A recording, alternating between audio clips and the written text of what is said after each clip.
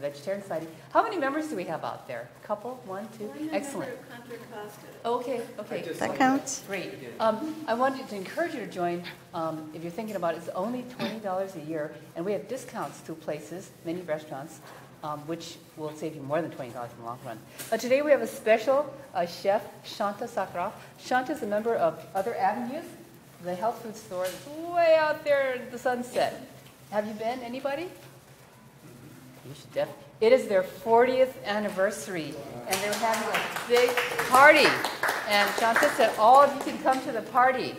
It's Saturday, October 25th, from 5:30 p.m. to 10:30 p.m., 1399 43rd Avenue. The N Judah goes out there. 43rd Avenue by Judah, right? Right.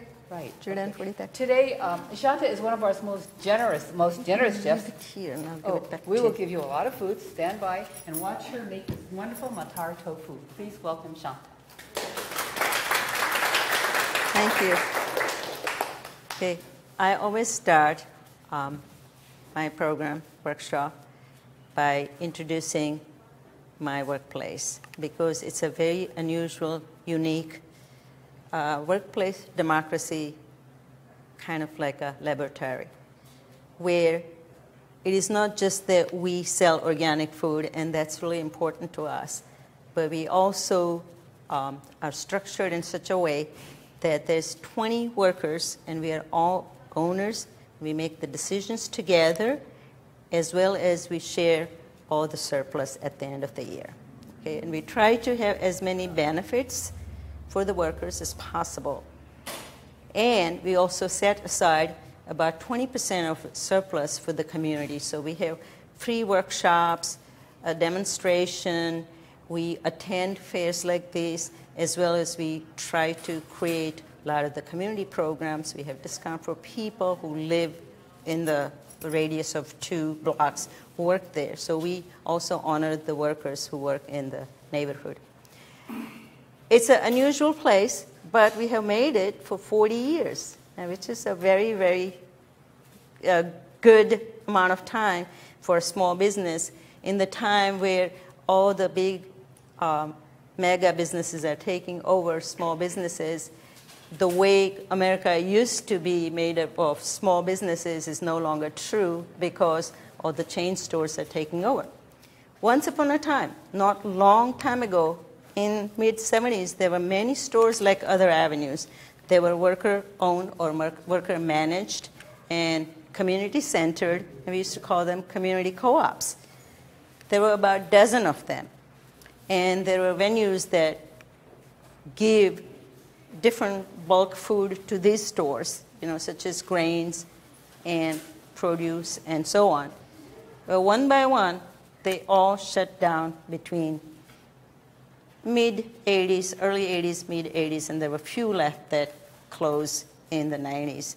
There's only 2 stores like us that are still in business. One is Rainbow, other is Other Avenues. Okay. So it's really, for a small business, it's a really good longevity in that most small businesses don't have that good a chance to stay open. But in addition to being that long-lived, we have also tried to manage it as democratically governed as possible. So I just want to tell you that about our store. And if you haven't been there, definitely come and visit us. I'm going to pass this around. If you don't need it, and if you already have it, you don't have to come. But if you haven't, please come and visit us. We are not too far away. Janet says all the way by the avenues, but it's only like a 10 minutes bike ride or 15 minutes bus ride, or you can actually walk from here to there in half an hour. So anyways, come and visit us. Okay, so what we are going to do today, and again, this is my 14th year. So I have done 14 demonstrations here. This is our 15th year for the Veg Society's weekend. I have done this 14 times. I only missed one time because I didn't know Dixie and Dixie didn't know me, and then we connected during the second festival. And I love to connect with the Vegetarian Society and vegetarian people because I think that is really the way to go, not just to be healthy, but also to be mindful of our resources, which are not, endless, and also to be mindful of the ecology. And you already know, I'm preaching to the crowd to tell you that vegetarianism is the way to go. But that is why I believe in doing what I'm doing. And my family is also mostly vegetarian, or most of them are vegetarian. And I just enjoy sharing what I know and providing you the tools of plant-centered diet. I don't really mean or look to convert people to vegetarianism, although it'd be nice if I can. But I think by providing tools, more and more people are going to be making their choices that are in the right direction, I hope. So anyways, we have Matar tofu, which is kind of a version of a Matar paneer dish. Matar paneer dish is a very popular Punjabi dish, and it's made out of tomato sauce and cheese, and then you add some peas into it. Instead of using the cheese, I'm going to be using tofu. Not only made with tofu, this dish is easier to make, but it's just as delicious and better for you. Tofu has plenty of protein, probably more per calorie weight than does cheese, and it also doesn't have any cholesterol, right? So first what I'm going to do, the secret of making a good Matar tofu or any good dishes in the Punjabi part of India is to make garam masala. So in India, we don't use curry powder. Curry powder is just something that Westerners put together to be sold to a non-Indian crowd so that they don't have to combine it. In India, we just take different spices and put them in the pot in different stages. Garam masala is the only spice mix that I mix, and it will last for several weeks if you make it with just 3, I call my sweet seeds. And the sweet seeds are cinnamon, cardamom, and cloves. Okay? So, and in equal portion by weight. Although you'll find garam masala made with as many as 10, 12, or even 20 spices, the way I like to make is the way I was taught by my Punjabi chef friend. And this way, this garam masala stays fragrant for a long, long time. And as you cook with the garam masala, you can add other spices such as turmeric, such as cumin, such as coriander, depending on the dish you're making. But the 3 C's will make it that sweet, spicy taste to it. Okay? So we are going to make garam masala first by heating up the whole spices. Take a skillet. Make sure you're not burning it. And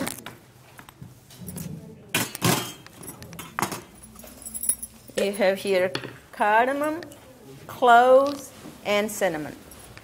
Cardamom is the only spice you may or may not have seen. They look like this. It's a pod. And you open it up, and once you open it, the skin you throw away, and inside there are a lot of delicious seeds. This is like, they call it, this is the queen of spice because it smells so good. The only other spice that's as expensive and as cherished is saffron. Okay. Oh, yeah, I'll give it to you. I'll give you the whole thing. Okay, so in my store, we sell them in seeds, so you don't have to de-pod every single pod to get like 9 seeds.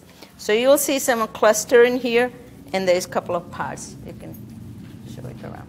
So just think of chai. Yes, this garam masala works really well with the chai as well.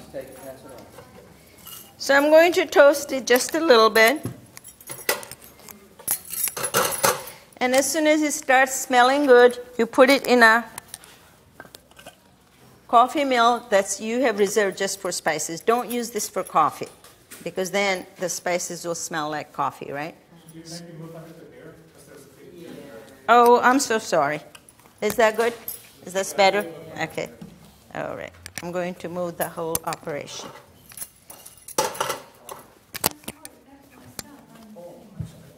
Thank you. You can put it right here. Thanks a lot. Okay, so you're already kind of smelling it. Yeah. No, this gets unhooked and this gets hooked. That's okay. Would you get me a spoon from the kitchen, please? Or any kind of stirring thing. But this is actually done now. You kind of smell it from there already. Okay, that means done. You can even put it in the sun. So when you depart it, you should take the skin and throw it away. The reason why the powdered cardamom that you buy from the store doesn't smell good is because they put the skin and everything. So don't take the skin to put it in here.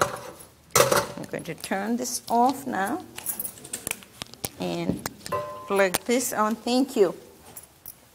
It's very easy to burn it, so be very, very careful. Particularly cardamom.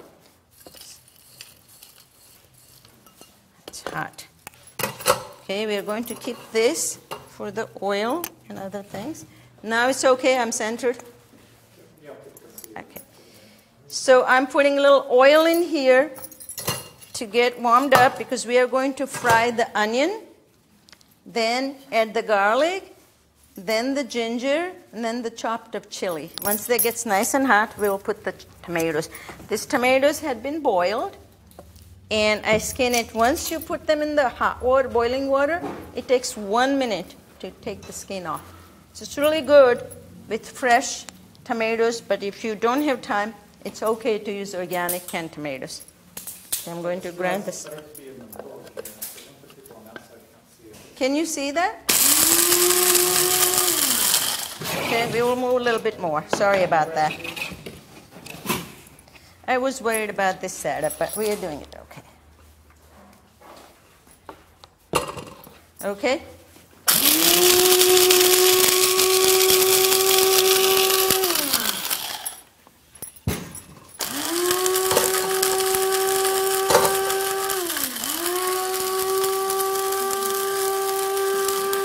The reason you want to put the onion first and the garlic later is because onion has more liquid, and if you put them both together, the onion will get not so done and the garlic will get burnt. Okay, that's why we put the onion first.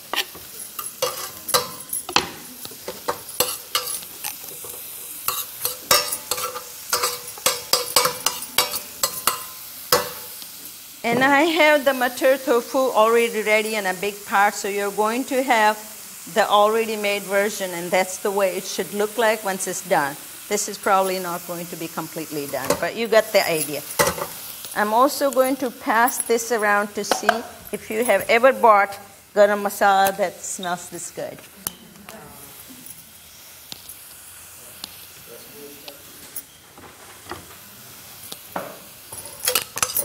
So once they get a little bit translucent, you can now put the garlic and the ginger.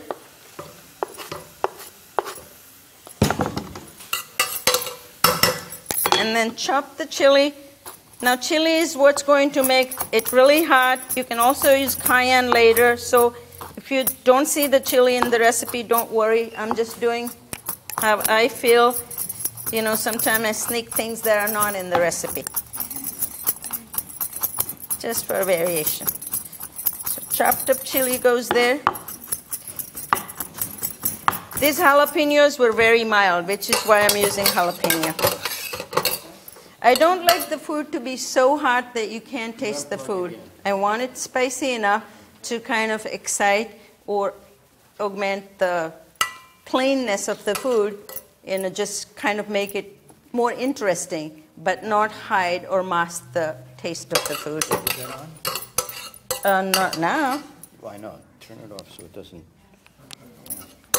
Thank you. Thank you.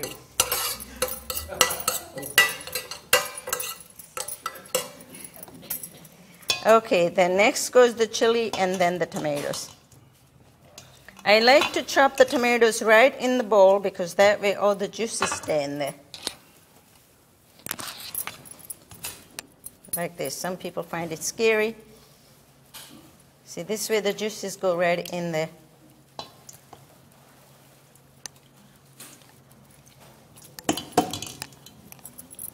Right now, some of the tomatoes are really getting ready for the next season, so it's a good time to do it just now because in a couple months, they'll be yellow and not worth cooking with. So that is when I use the canned tomatoes.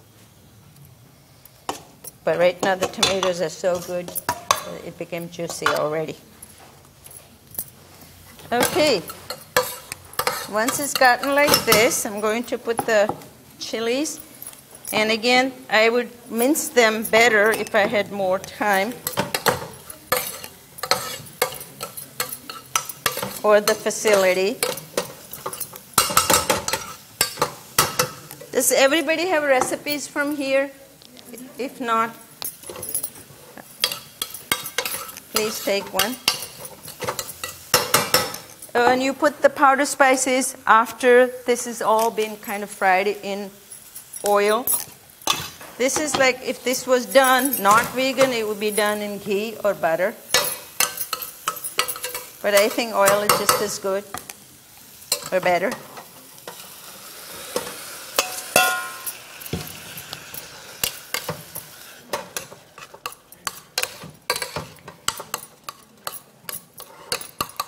So I'm going to let it cook with some ground spices that we just made.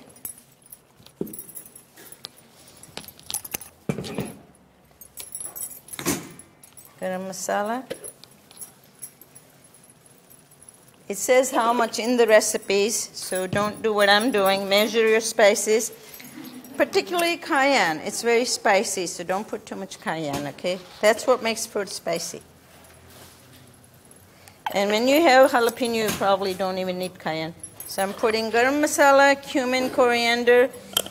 And people ask me, why do you put turmeric if the tomato sauce is so red? I don't think that turmeric is just for color, even though I see the color difference. I think with the red and yellow, it becomes more like orange. But turmeric is also for flavor. And it has a bitterness. It's good for arthritis and a lot of the joint problem. But in addition, taste-wise, it kind of contrasts the sweetness of the tomato. So there's a lot of combination of different tastes that goes into Indian food.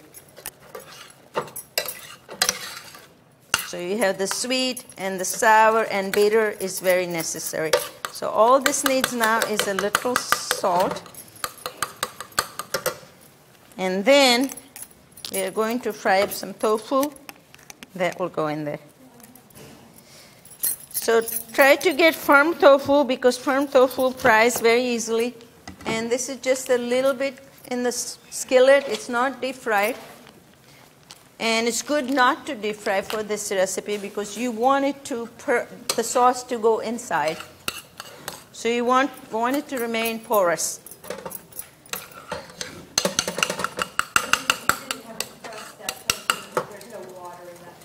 No. Okay. If you get the one that's immersed in water, just make it stand like this and take the water out or put some paper towel. See how orange it became? It's a beautiful color now. And it becomes more maroon as it cooks a little bit longer. So you want it nice, thick, but still pourable, not like spaghetti. Not like spaghetti sauce. Okay, now I'm going to transfer this into this bowl because we need this skillet for frying the tofu. I need this to wipe off the skillet.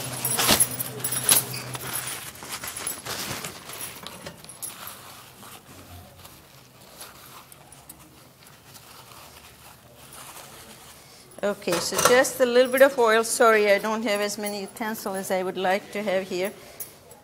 Just a little oil, that's all you need. And then you cut the tofu into sugar cube size, or it could be a little bit larger. It's nice to have small and dainty, like so. And you want to fry it until it turns kind of beige color, but don't brown it. And the reason You don't want to brown it. Again, it's because you want the sauce to go inside. So when you cook this together with the sauce, a lot of the flavors of the sauce goes into the tofu. Thank you. Sure. You can start serving up now. I just want to, if you can put that into a smaller pot that I had there, I want to show people how the finished sauce looks like. There's a small pot or a bowl. Thank you. So this will stick a little bit because I'm trying to use very little oil. But if you have a non-stick or iron, that wouldn't happen. But you see how it's changing a little color? That's all we need. So you don't want to super cook this.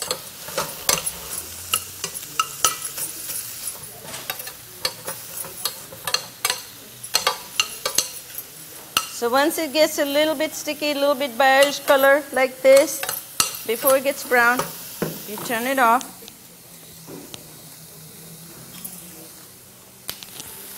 And actually we are going to add this in here.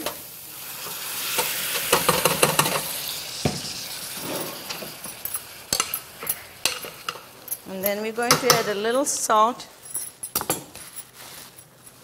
Salt is in the other room. There's a little salt shaker there, way on the other side. I can have that, please. Thank you much.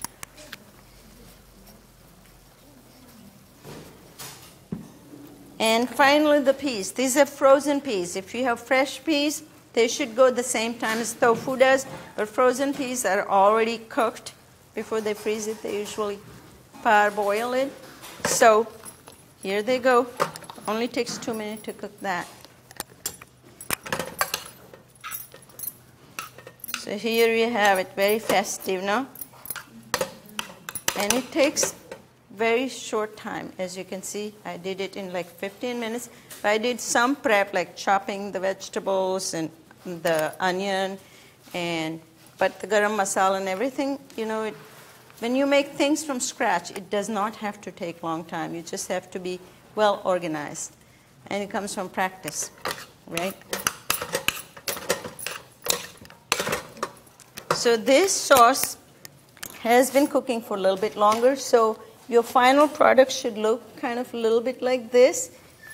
The oil starts kind of separating, so it doesn't have any much more oil than here. It's just been cooking a little bit longer.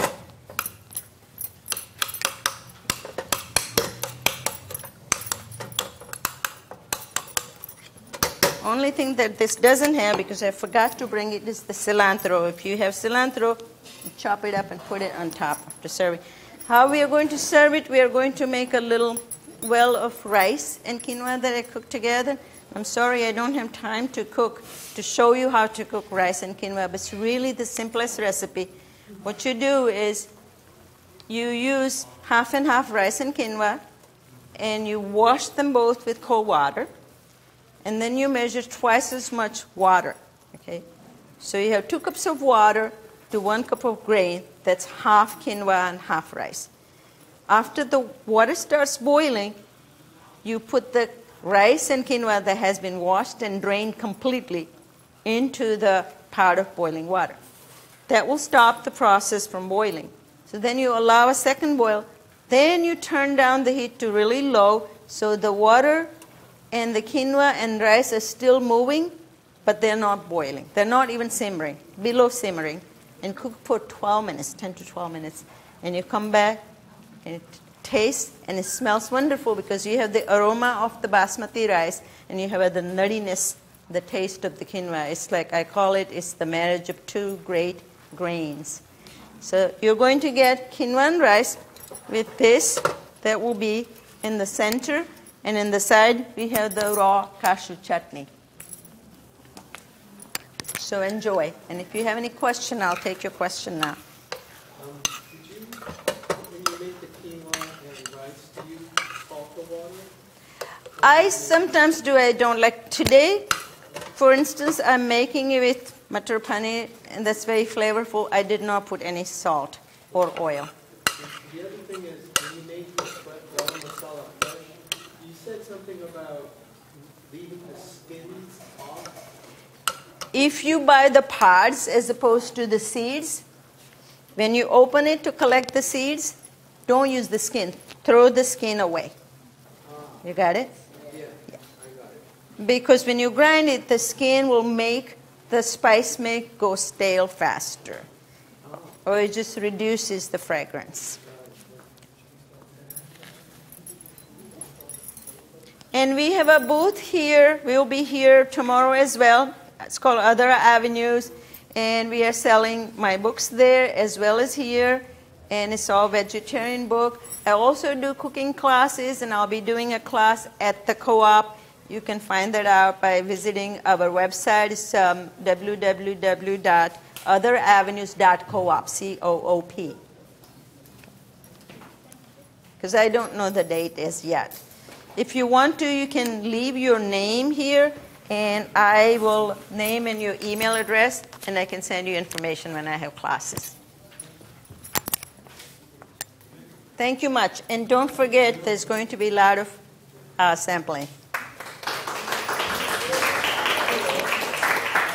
Thank you. Thank you.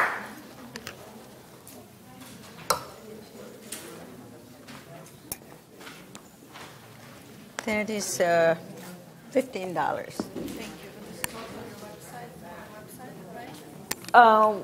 The book is not on the website, right? But I'm sure you can get recipes. Like if you type in